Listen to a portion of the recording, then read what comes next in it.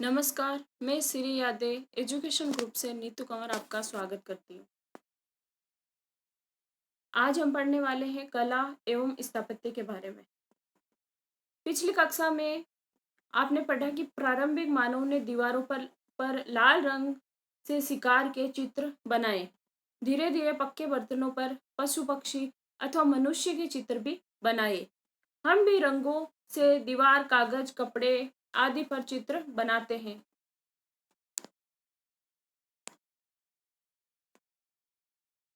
इन सब के बारे में हम अध्ययन करेंगे।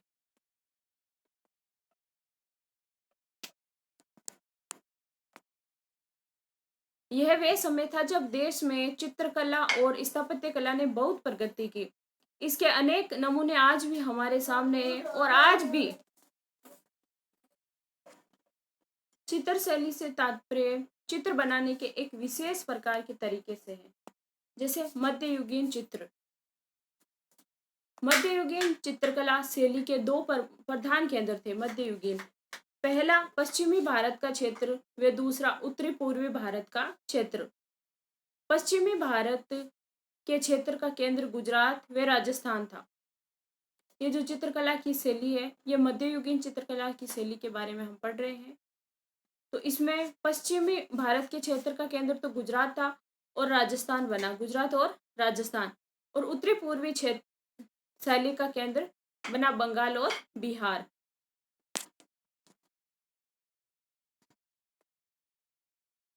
दोनों केंद्रों के विषय जैन और बौद्ध कथाओं पर आधारित थे। इसे पाल शैली भी कहते हैं। इनके आकार, प्रकार व स्वरूप में समानता थी। ये चित्र ताड़, पत्थर व कागज पर बनाए जाते थे। इन्हें पोती चित्र भी कहा जाता था। क्या कहा जाता था? पोती चित्र भी।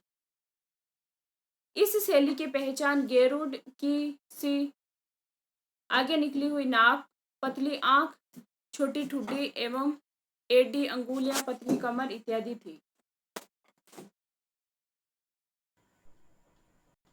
इन चित्रों में लाल, नीले व पीले रंगों का प्रयोग किया जाता था और इनकी रेखाओं एक जैसी मोटाई होती थी।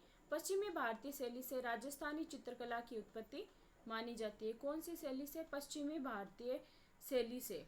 अब सल्तनत कालीन स्थापत्य कला के बारे में हम पढ़ेंगे। दिल्ली से मुस्लिम सल्तनत की स्थापना दिल्ली में मुस्लिम सल्तनत की स्थापना के साथ ही नए स्थापत्य ने जन्म लिया।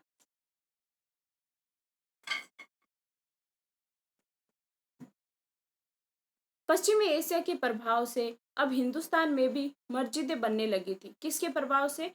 पश्चिमी एशिया के प्रभाव से। शायद इस्लामिक शैली वाला देश का सबसे पहला भवन समूह दिल्ली के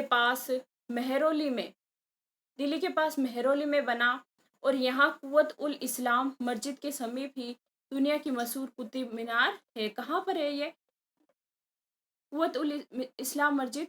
ये दिल्ली में है और ये कुतुब मीनार के पास बनी हुई है। और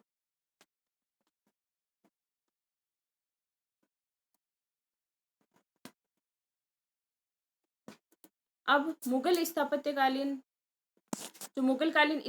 हैं उसके बारे में पढ़ रहे हैं। दिल्ली सल्तनत के बाद मुगल आए। दिल्ली सल्तनत के बाद कौन आए थे? मुगल आए। मुगलों के पास बड़ी बड़ी इमारतें बनाने के लिए अपार धन था। किसके पास? मुगलों के पास। उन्होंने मस्जिदों के अलावा कई भव्य मकबरे भी बनवाए। मस्जिदें भी बनवाई और मकबरे भी बनवाए। इन्हीं मकबरों में मध्य और पश्चिमी एशिया की स्थापत्य कला का काफी असर था। दिल्ली में हुमायूं का मकबरा और आगरा में ताजमहल मुगल स्थापत्य के अभूतपूर्व नमूने हैं। ये रहा हुमायूं का मकबरा और ये रहा आगरा का ताजमहल। आगरा का ताजमहल मुमताज की याद में शाहजहां ने बनवाया था और ये हुमायूं का मकबरा है। ये दिल्ली में बना हुआ है। शाहजहां द्वारा निर्मित दिल्ली का लाल किला मुख्यतः रिहायशी किला था, सामरिक महत्व का नहीं। वही आगरा में बना लाल किला सामरिक महत्व का भी था। इस किले को यूनेस्को ने वैश्विक विरासत घोषित किया था। किसको? ताजमहल को, जो आगरा का ताजमहल है उसको। दिल्ली के लाल किले को हिंदुस्तान में राज्य सत्ता का द्योतक माना गया है। इसका उदाहरण तब मिलता है जब सुभाष चंद्र बोस ने आजाद हिंद फौज के सैनिकों को प्रेरित करते हुए लाल किले की प्राचीर पर तिरंगा फहराने की बात कही थी।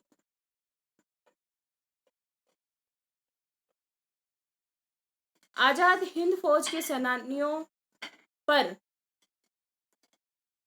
मुकदमे मुकदमे भी अंग्रेज सरकार ने लाल किले पर ही चलाया था। मुगल स्थापत्य ने राजस्थान में भी स्थापत्य कला पर असर डाला। अब राजस्थान की इमारतों में भी छज्जे छतरी और झरोखे बनाए जाने लगे। ये दिल्ली का लाल किला है। अब राजस्थान की स्थापत्य के बारे में पढ़ रहे हैं। राजस्थानी स्थापत्य कला क्या थी, इसे समझने के लिए पहले कुछ पिछला याद करते हैं। मनुष्य को गुफाओं से निकलकर सुरक्षित आवास की आवश्यकता हुई तो उसने बांस और घास फूस से झोंपड़ी का निर्माण किया। निर्माण की इस प्रक्रिया में पत्थरों व पक्की ईंटों का प्रयोग होने लगा। मनुष्य जब एक समूह में निवास करने लगा तो पशुपालन और कृषि करना प्रारंभ किया।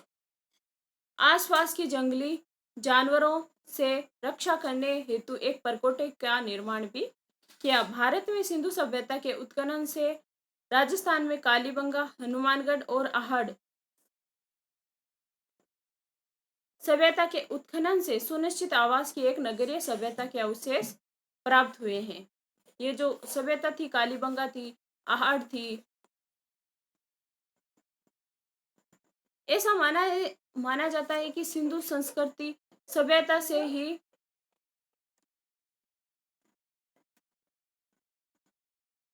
ईंटों के भवन बनाने की परंपरा प्रारंभ हुई है। ईंटों के भवन बनाने की परंपरा कहाँ से प्रारंभ हुई थी?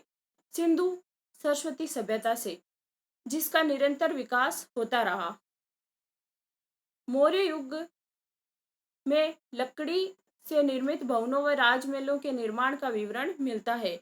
पाटलिपुत्र के भव्य महलों का उल्लेख यूनानी दूत मेगस्थनीज ने भी किया है। किसका उल्लेख किया है? पाटलिपुत्र में जो भव्य महल बने थे चंद्रगुप्त मौर्य के, उसका उल्लेख किया गया था। इमारतों का इस्तेमाल सुरक्षा के लिए तो होता ही है, इसका इस्तेमाल सांकेतिक तौर पर लोगों के साथ संवाद करने के लिए भी होता है। किसका? इमारतों का। तभी तो अनेक इमारतें इतनी खूबसूरत और महंगी भी बनाई जाती थी ताकि वे जाहिर हो सके कि इमारत में रहने वाला, उसे बनवाने वाला कितना महान व्यक्ति था।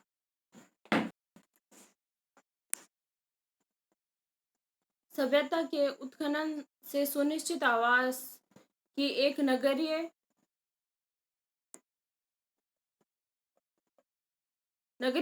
सभ्यता के अवशेष भी प्राप्त हुए हैं। ऐसा माना जाते हैं कि सिंधु सभ्यता से ही ईंटों के भवन बनाने की परंपरा प्रारंभ हुई, जिसका निरंतर विकास होता रहा। मौर्य युग में लकड़ी से निर्मित भवनों व राजमहलों के निर्माण का विवरण मिलता है। ये लकड़ी से निर्मित भवनों का निर्माण कहाँ पर मिलता है? ये मौर्य युग में मिलता है। पाटलिपुत्र के भव्य महलों का उल्लेख यूनानी दूत मेगस्थनीज ने किया है। इमारतों का इस्तेमाल ये हम पढ़ चुके थे। समय के साथ साथ स्थापत्य के स्वरूप में भी परिवर्तन आया, जिन्हें हम निम्न रूप में देख सकते हैं। जैसे नगरीय स्थापत्य, दुर्ग निर्माण, स्तूप, मंदिर, पुर अथवा नगर, और ग्रामीण स्थापत्य। राजस्थान के दुर्गों के बारे में पढ़ रहे हैं।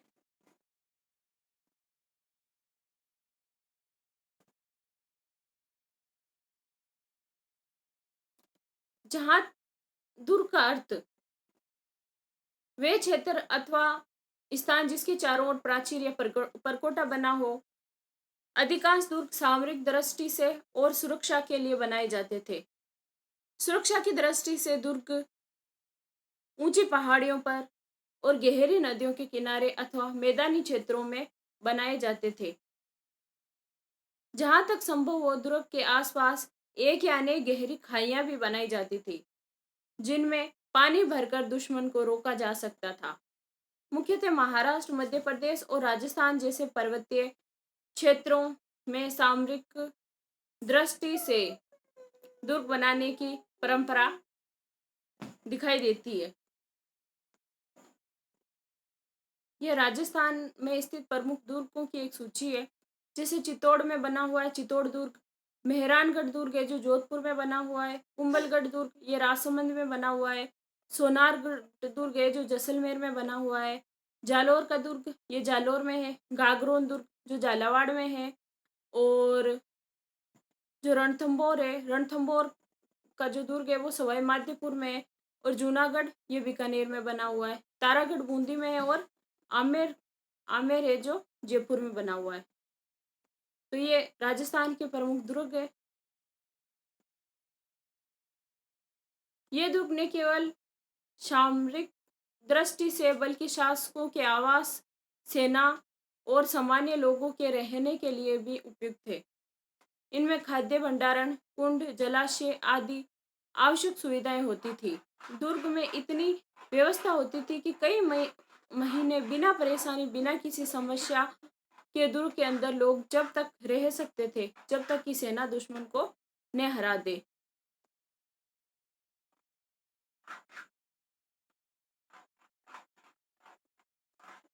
मैदानी क्षेत्रों में निर्मित दुर्गों की संरचना अलग ढंग की होती थी। जो मैदानी क्षेत्रों में होते थे उनकी संरचना अलग ढंग की होती थी। मैदानी दुर्गों में भी पूर्ववत विशेषता रहती थी, किंतु ऐसे दुर्गों के चारों ओर चौड़ी खाइयां बनी हुई होती थी।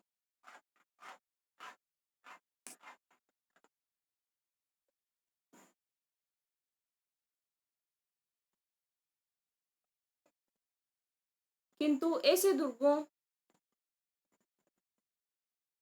किंतु ऐसे दुर्गों के चारों ओर चौड़ी खाइयां बनाई जाती थी जिन्हें नदी अथवा तालाब से जोड़ा जाता था। इनमें संकरे मार्ग भी बने होते थे। दुर्ग शब्द के पर्याय में किला, गढ़ इत्यादि इत्यादि शब्दों का प्रयोग इतिहासकारों ने कहा है। यानी कि दुर्ग को हम गढ़ भी बोल सकते थे या किला भी बोल सकते हैं। किंतु राजस्थान के इतिहास में लोक भाषा में दुर्ग के पर्याय के रूप में किला शब्द का प्रयोग किया गया है। राजस्थान में दुर्ग को दुर्ग के लिए किला शब्द का प्रयोग ही किया गया है। जैसे चित्तौड़ का किला, रणथंभौर का किला, जालोर का किला, आमेर यानी जयपुर का किला। यह है तारागढ़। तारागढ़ अरावली पहाड़ी के उत्तर भाग में हाड़ा शासकों की कलात्मक महल बने हुए हैं। इन्हीं महलों को तारागढ़ दुर्ग के नाम से भी जाना जाता है। इस दुर्ग का निर्माण 1354 ईस्वी में राव बेर सिंह ने करवाया था। दुर्ग के चारों ओर राव बरसिंह ने करवाया था। दुर्ग के चारों ओर दृढ़ दीवार का निर्माण किया गया है। बूंदी बूंदी दुर्ग का स्थापत्य राजपूत व मुगल कला के समन्वय का सुंदर उदाहरण है। यह बूंदी का दुर्ग है।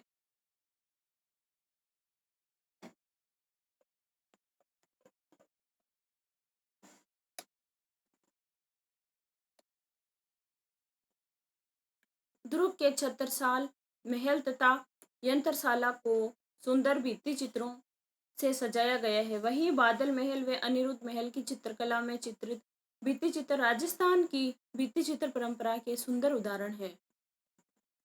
भवनों की शानदार छतरियां व दरबार हॉल के अलंकृत स्तंभ स्थापत्य कला के अद्भुत उदाहरण है। बूंदी दुर्ग को समय समय पर दिल्ली सल्तनत व मुगल बादशाहों द्वारा आक्रमण कर इसे क्षति पहुंचाई गई, किंतु हाड़ा राजाओं ने हमेशा कड़ा प्रतिरोध कर इसकी रक्षा की। इसके बाद हम रणथंभौर दुर्ग के बारे में पढ़ने वाले हैं।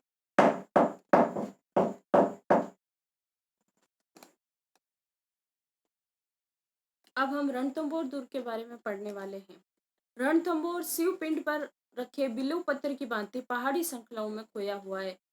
रणथंभौर देश का प्रसिद्ध दुर्ग है। ये दुर्ग उस अंतर्यामी शिव की तरह है जो सब कुछ देखता है पर स्वयं दिखाई नहीं पड़ता है। यानी ये चारों तरफ से पहाड़ियों से घिरा हुआ है, इसीलिए ये खुद नहीं दिखता है। ये है रणथंभौर का दुर्ग। सब कुछ देखता है पर स्वयं दिखाई नहीं पड़ता है। ऐसा अभेद्य और दुर्गम दुर्ग कदाचित देश में दूसरा नहीं है। मतलब ये इतना दुर्गम है कि इसके जैसा दुर्ग दूसरा कहीं नहीं है। एक ऊंची पहाड़ी के शिखर पर रणथंभौर का अभेद्य दुर्ग स्थित है। एक ऊंची पहाड़ी शिखर पर रणथंभौर का अभेद्य दुर्ग स्थित है। दुर्ग का नाम रणथंभपुर है। दुर्ग का नाम क्या है? रणथंभपुर। किले के निर्माण की निश्चित तिथि ज्ञात नहीं है, परंतु ऐसा अनुमान लगाया जाता है कि इस दुर्ग का निर्माण चौहान वंशी राजाओं ने करवाया, जिन्होंने 600 वर्षों तक इस क्षेत्र पर एक छत्र राज्य किया था। ये बहुत ही दुर्गम है। वर्तमान में ये दुर्ग व इसके आसपास का संगन वन क्षेत्र रणथंभौर बाघ परियोजना के अंतर्गत आ गया। किसके अंतर्गत आ गया? रणथंभौर बाघ परियोजना के अंतर्गत, जिसके जीर्णोद्धार व संरक्षण का कार्य प्रगति पर है। अब जालोर दुर्ग के बारे में पढ़ने वाले हैं। ये जालोर का दुर्ग है, चित्र में दिखाया गया है।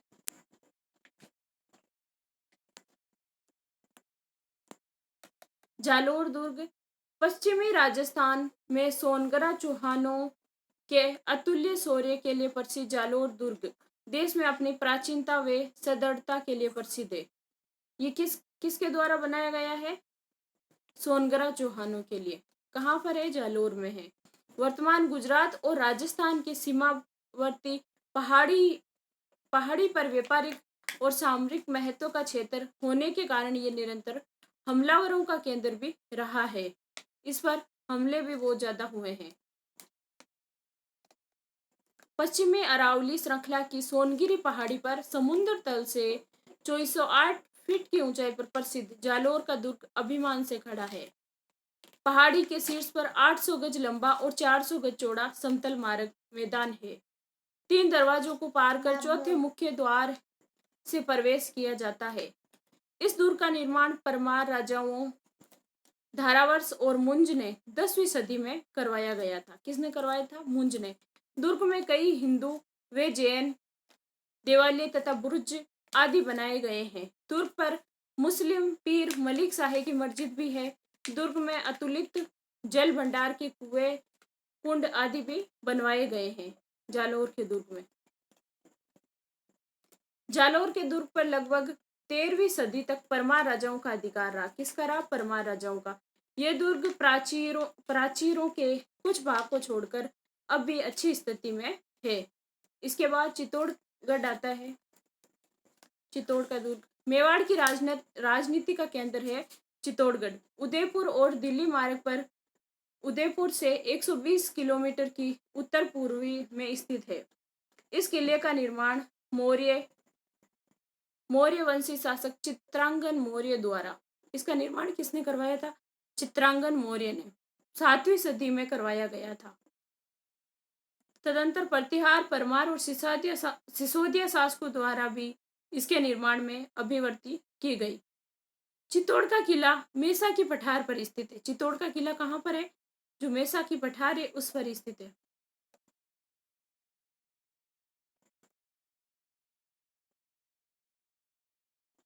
जो एक सदृढ़ प्राचीर से घिरा हुआ है।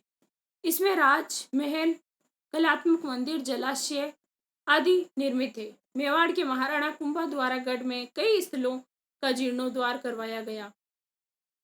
यहाँ अनेक भवन, मंदिर, स्तंभ आदि बनवाए हैं, जो भारतीय स्थापत्य कला का सुंदर उदाहरण है। महाराणा कुंभा ने अपने राज्यकाल में लगभग 32 नए किलों का निर्माण करवाया। किसने? महाराणा कुंभा ने 32 नए किलों का निर्माण करवाया, जो कि कुंभाकालीन भारतीय स्थापत्य का अद्भुत उदाहरण है। अब विजय स्तंभ के बारे में पढ़ने वाले हैं। ये विजय स्तंभ है। जिस पर हिंदू देवी देवताओं की मूर्तियां अंकित है।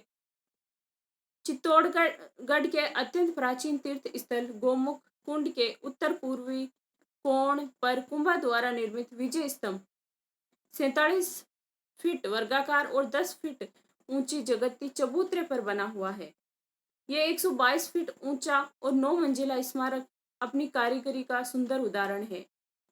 इस स्तंभ पर प्रतिमाएं उत्कीर्ण है।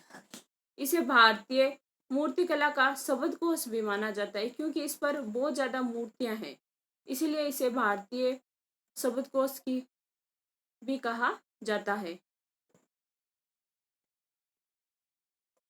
पुराविद श्री R.C. अग्रवाल ने विजय स्तंभ के शिल्पियों के नामों की सूची प्रकाशित की है।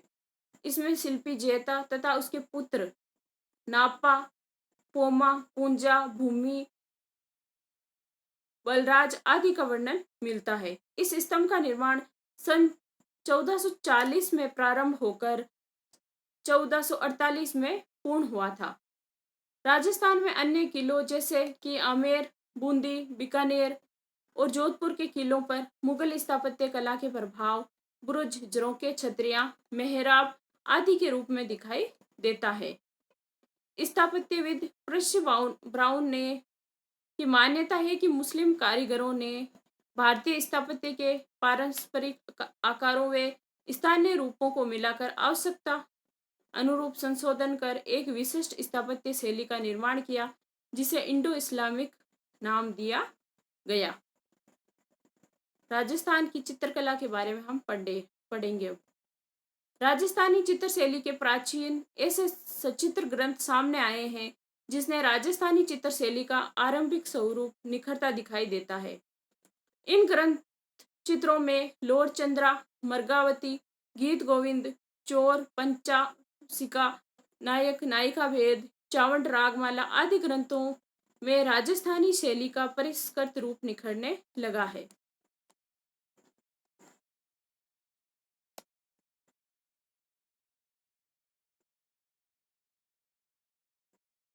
इन ग्रंथ चित्रों में लोर चंद्रा, मर्गावती, गीत गोविंद ये सब चित्र मिलते हैं। रसिक प्रिया,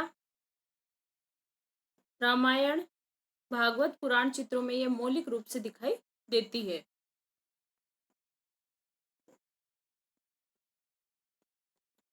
चोर, पंचसिका व चावंड रागमाला ग्रंथों को कला इतिहासिकों ने राजस्थानी चित्रकला शैली के आरंभिक ग्रंथ चित्र माने हैं, जिनका समय लगभग 16वीं शताब्दी पूर्वाध माना गया है।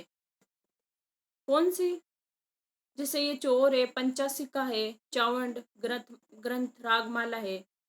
इनको भारत में मुगल साम्राज्य के पतन के साथ ही मुगल चित्रकार राजसी संरक्षण हेतु इधर उधर राज्य की ओर चले गए। कौन? मुगल चित्रकार। इससे मुगल काल की दरबारी चित्रकला शैली का प्रभाव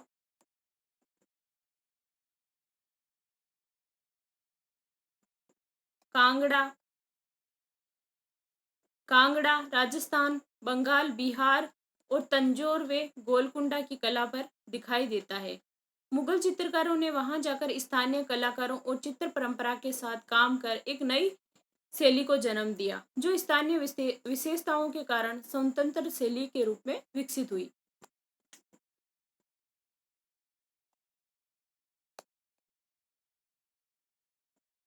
कुछ चित्रकार राजपुताना की रियासतों मेवाड़, मारवाड़, हाड़ौती, शेखावटी क्षेत्रों में गए, जहां स्थानीय शासकों ने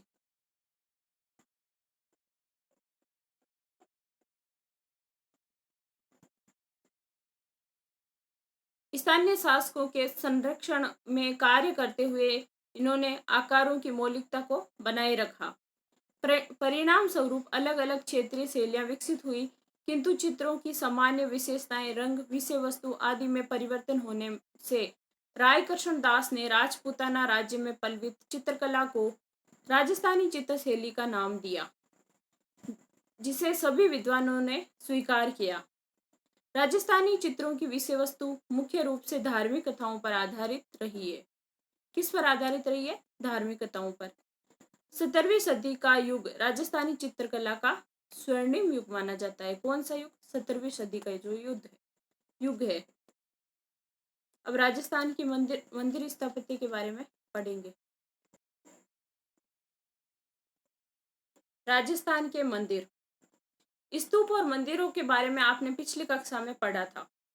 मंदिरों का विकास गुप्त काल से माना जाता है। ऐसा मानना है कि भारतवर्ष में शिखर मंदिरों के निर्माण का प्रारंभ उत्तर गुप्त काल में हुआ, जिनका विकास गुर्जर प्रतिहार, गुहिल, चंदेल, राठौड़, परमार, सोलंकी, चालुक्य व पाल शासकों के काल में हुआ। किसका? जो ये मंदिर स्थापत्य की जो शिखर मंदिरों के निर्माण का प्रारंभ है, ये इन सब काल में हुआ। मंदिर शब्द का तात्पर्य है वे स्थान जहां हम अपने आराध्य देवी देवताओं की पूजा करते हैं। मंदिर का तलछंद भूमि तल विस्तार यानी ग्राउंड प्लान मुख्यतः सर्वप्रथम प्रवेश, फिर मंडप, सभा मंडप, गर्भगृह में विभाजित होता है, जिनकी जानकारी के लिए साथ में दिए गए चित्रों में देखें। जिसका उद्र विस्तार, एलिवेशन पीठ, मंडोवर, शिखर,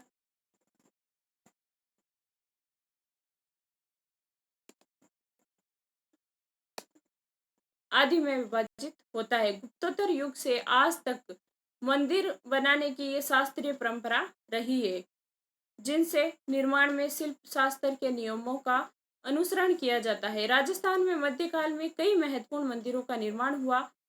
कई तो अपने स्वयं भी देखे होंगे। जैसे ये है मंदिर, ये इसमें इनके अलग अलग भाग है। ये है कक्षासन पीठ है, स्तंभ है, रथिका, उरस, स्वर्ण, आमलक, शिखर, मंडोवर, पीठ, ये सब इनके भाग है मंदिर के।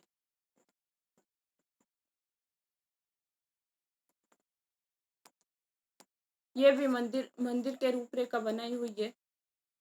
ये रणकपुर का जैन मंदिर है। ये जो पाली में स्थित है।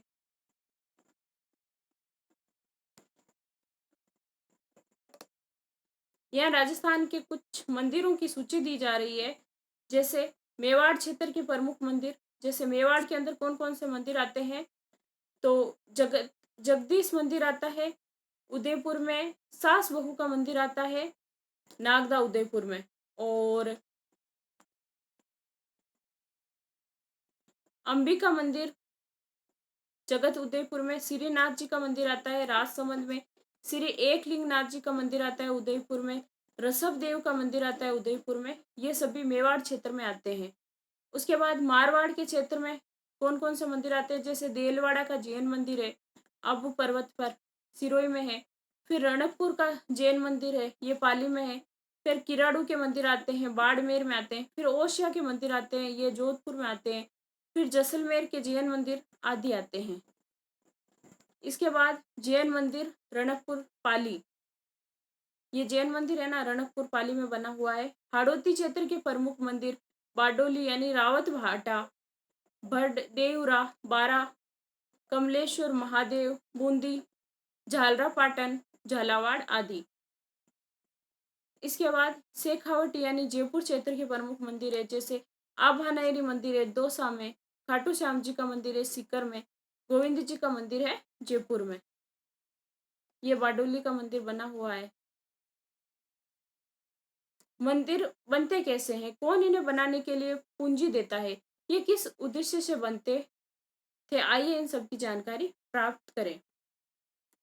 इन मंदिरों का निर्माण महाराजाओं, रानियों, जागीरदारों और षष्ठी संघों द्वारा समय समय पर करवाया जाता था।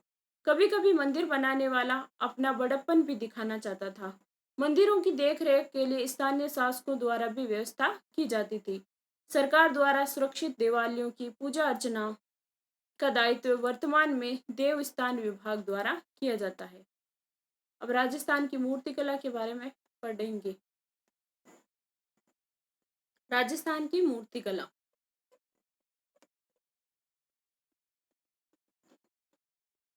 गुप्तकालीन भारतीय मूर्तिकला के आदर्श तत्वों ने कला का नया रूप प्रदान किया। गुप्त युगीन मूर्तिकला परंपरा के प्रभावों से राजस्थान प्रभावित रहा। इस समय राजस्थान में वैष्णव, शैव, शाक्त आदि धर्मों के प्रसार के साथ साथ जैन धर्म को भी राजकीय संरक्षण प्राप्त था।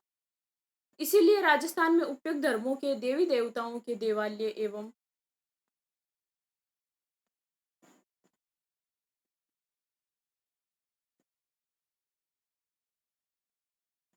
प्रतिमाओं का पर्याप्त मात्रा में निर्माण किया गया है। राजस्थान में मूर्तियों से अलंकृत देवालयों का निर्माण गुर्जर, प्रतिहार, परमार, चौहान, गोहिल शासकों के संरक्षण में हुआ, किंतु प्रतिहारों का योगदान सर्वाधिक रहा है। शैव धर्म की प्राचीन परंपरा में शिव के लिंग विग्रह और मानवीय प्रतिमाएं पर्याप्त मात्रा में निर्मित हुई है। इन्हीं प्रतिमाओं में महेश मूर्ति, अर्धनारीश्वर, उमा महेश्वर, हरिहरवे, इन प्रतिमाओं का सौंदर्य अनुपम है।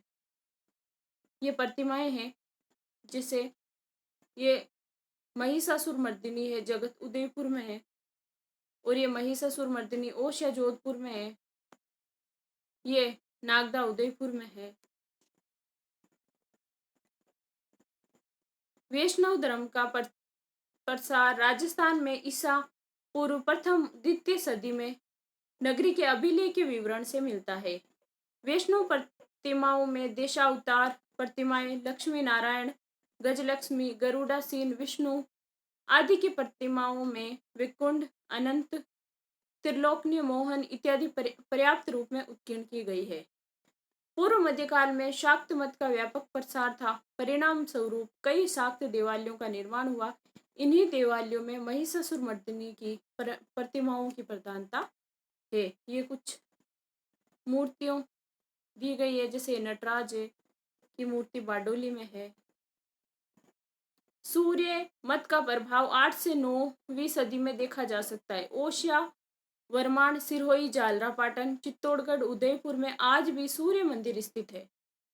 सिरोही क्षेत्र में बसंतगढ़ और आहड़ क्षेत्र से प्राप्त धातु की जैन प्रतिमाएं उनके प्राचीनतम उदाहरण है। मीरपुर अबू देलवाड़ा जैन मंदिर, रणकपुर, चित्तौड़गढ़, ओशिया में जिनालयों के निर्माण की परंपरा इसके सुंदर उदाहरण है। इस युग की हिंदू व जैन प्रतिमाओं के निर्माण में भारतीय प्रतिमा विज्ञान के नियमों का अनुसरण किया गया है। प्रतिमाओं में आभूषण, परिधान व केश विन्यास एवं विभिन्न मुद्राओं में उत्कीर्ण प्रतिमाएं इस युग की मूर्तिकला की प्रमुख विशेषताएं हैं। अब हवेलियां के बारे में पढ़ने वाले हैं। राजस्थान की जो हवेलियां हैं, राजस्थान में हवेलियों के निर्माण की स्थापत्य कला भारतीय वास्तुकला के अनुसार ही रही है। जयपुर की हवेली परंपरा इतनी प्रसिद्ध हुई कि बाद की समृद्धि के साथ ही शेखावटी के सृष्टों ने अपने अपने गांव में विशाल हवेलियां बनवाने की परंपरा ही डाल दी। अपने अपने गांव में हवेलियां बनाते थे जो राजस्थान के शासक थे वो। रामगढ़, नवलगढ़, मुकुंदगढ़ और विशाल हवेलियां हवेली शैली स्थापत्य शैली के उत्कृष्ट उदाहरण है। ये शेखावटी क्षेत्र में बनाई जाती है हवेलियां। जैसे ये है पटवों की हवेली। कहाँ पर है? जैसलमेर में। बहुत ही प्रसिद्ध है ये। जैसलमेर की सालिम सिंह की हवेली, नथमल की हवेली तथा पटवों की हवेली तो पत्थर की जाली तथा कटाई के कारण संसार में प्रसिद्ध है। किस लिए प्रसिद्ध है? एक तो पत्थर की जाली और कटाई के कारण। करौली, भरतपुर, कोटा की हवेलियां भी अपने कलात्मक कार्यों के कारण बेजोड़ गिनी जाती है। उसके बाद क्षत्रियों के बारे में पढ़ेंगे। राजस्थान में राजाओं का राज्य रहा एवं यहाँ का षष्ठी वर्ग संपन्न रहा। अतः मरणों उपरांत उनकी याद व स्थापत्य की दृष्टि से विशिष्ट स्मारक बनाए गए थे, यानी उनके मरने के बाद, जिन्हें क्षत्रिय या देवल के नाम से भी जाना जाता है। अलवर में मूसी महारानी की छतरी, करौली में गोपाल सिंह की छतरी और बूंदी में 84 खंभों की छतरी, रामगढ़ में सेठों की छतरी और गेटौर में ईश्वर की छतरी, जोधपुर में जसवंत सिंह का थेड़ा और उदयपुर में आयड़ की छतरियां, जैसलमेर में बड़ा बाग की छतरियों का स्थापत्य सौंदर्य देखते ही बनता है। अब शेखावाटी की छतरियां हैं ये है शेखावाटी की छतरियां। शेखावाटी की छतरियों में निर्मित मानव जीवन के विविध दृश्य अति आकर्षक है।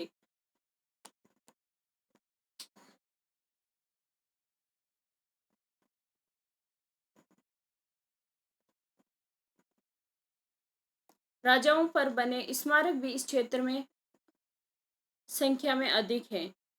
सीकर के शासकों देवी सिंह और लक्ष्मण सिंह पर विशाल छतरियां बनी हुई है। माधो सिंह, कल्याण सिंह और हरदयाल सिंह की छतरियां की सादगी, विशालता, उन्नत अधिष्ठान आदि इनके मूलभूत तत्व हैं।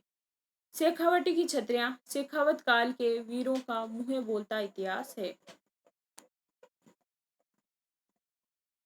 रामगढ़ शेखावटी धनाढ्य सेठों की नगरी कहलाती है। सेठ देश विदेशों में व्यापार से संचित अपार धन का सदुपयोग बड़ी बड़ी आलीशान हवेलियों को बनवाने में करते थे। राम गोपाल पद्वार की छतरी शेखावट संभाग की सबसे बड़ी छतरी मानी जाती है। अब अलवर की छतरियां हैं।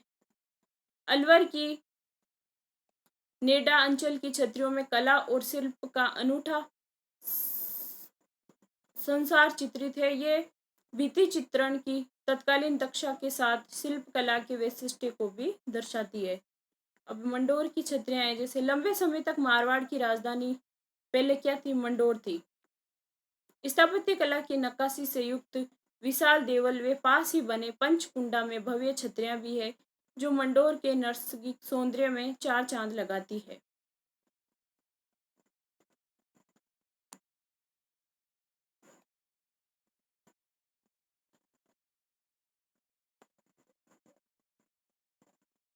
मंडोर में देवलों के नाम से व्याख्यात स्मृति स्मारक है, जिसमें राम मालुदेव से लेकर तख्त सिंह तक के मारवाड़ के शासकों के व्याख्यात स्मारक है। ये स्मारक लाल पट्टू के पत्थर से निर्मित है और जिन पर पाषाण के शिल्पियों की सुंदर तक्षण कला स्पष्ट तौर पर देखी जा सकती है। विशालकाय देवलों में महाराजा जसवंत सिंह, अजीत सिंह व तख्त सिंह के देवल यहाँ पर बने हुए हैं। ये मंडोर की छतरियां हैं और ये अलवर की छतरियां हैं। अब शब्दावली है। ताड़ पत्र का मतलब होता है ताड़ के वृक्ष का पत्ता। ताड़ के वृक्ष का पत्ता। खरल का मतलब होता है पत्थर की वे कड़ी जिसमें चीजें कूटी जाती है, उसे खरल बोलते हैं। मकबरा यानी वह इमारत जिसमें किसी की कब्र हो, उसे हम मकबरा कहते हैं। और प्राचीर का मतलब होता है चार दीवारी। प्राचीर यानी चार दीवारी। अब ये कुछ अभ्यास प्रश्न दिए हुए हैं। जैसे पटवों की हवेलियां है। पटवों की हवेलियां कहाँ पर है? जैसलमेर में है। देलवाड़ा के जैन मंदिर कहाँ पर है? ये सिरोही में है। और ये मिलान करने वाले क्वेश्चन है। जैसे कुंभलगढ़ कहाँ पर है?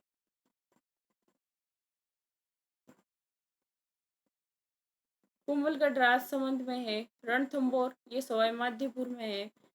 सोनारगढ़ दुर्ग ये जैसलमेर में है और गागरोन ये झालावाड़ में है। इसके बाद परकोटा और प्राचीर क्या है? जो दुर्ग के चारों ओर उनकी सुरक्षा के लिए खाई बनाई जाती थी या जो दीवार बनाई जाती थी, उसको ही हम परकोटा बोल सकते हैं। दुर्ग किसे कहते हैं और चित्तर शैली से क्या तात्पर्य है? चित्तौड़गढ़ के किले का निर्माण किसने करवाया? ये सब क्वेश्चन है जो पढ़ने हैं। उसके बाद कल हम भक्ति व सूफी आंदोलन के बारे में पढ़ेंगे। अगर आप लोगों को वीडियो अच्छा लगा तो इसको लाइक ज़रूर कीजिए और इस चैनल को सब्सक्राइब ज़रूर कीजिए और अपने दोस्तों के साथ वीडियो को शेयर ज़रूर कीजिए। जय हिंद, जय भारत।